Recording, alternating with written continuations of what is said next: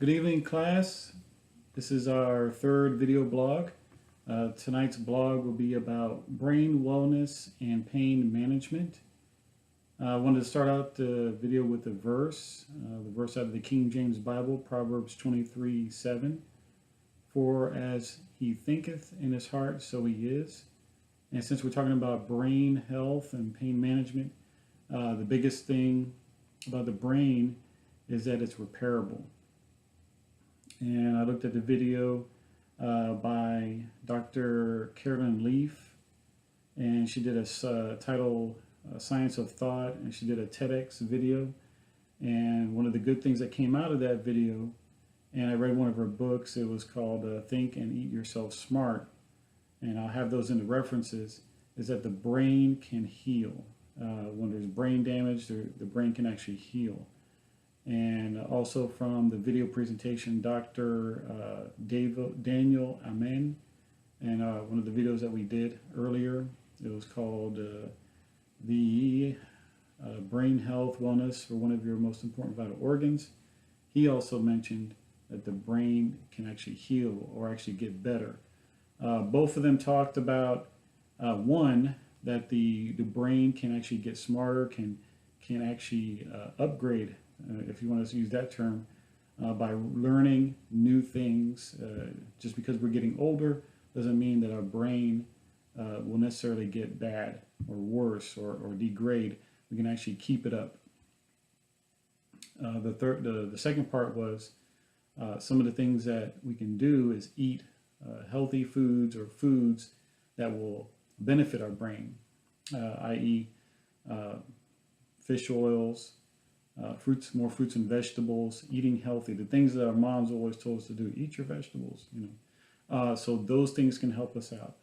Stuff to avoid: processed food, fried foods, sugary foods, meaning refined sugars and things of that nature, are bad for the brain. And another thing that came out of it was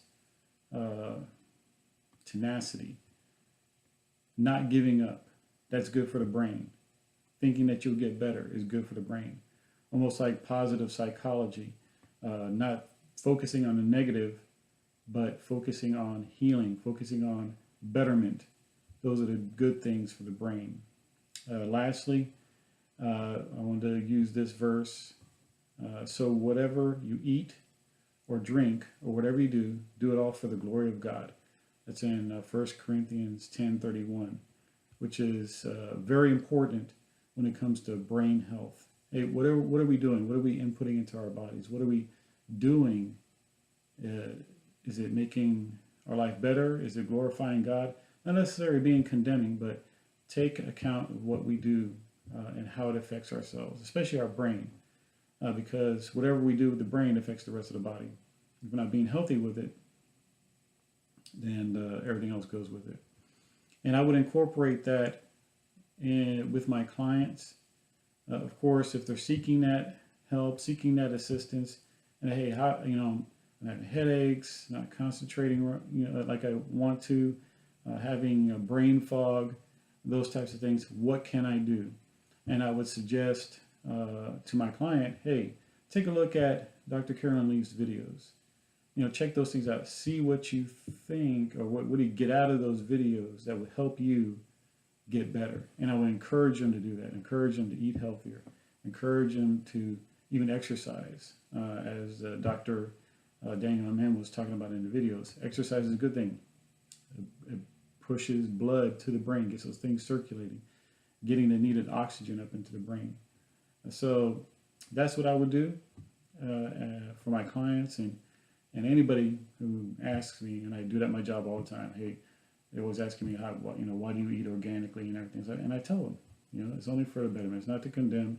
It's like, hey, you want to live more full life? There are ways to do it. There's eating better, exercise, and other things like that. But that's what I got. And to note, eating your fruits and vegetables, avoiding fried foods, avoiding sugary diet, also contributes to pain management, because if you're eating fried foods, if you're eating sugary stuff, it causes inflammation. That's also in the book. Inflammation is a killer about producing pain. So eat better, stay away from the sugar, less pain. Have a good night.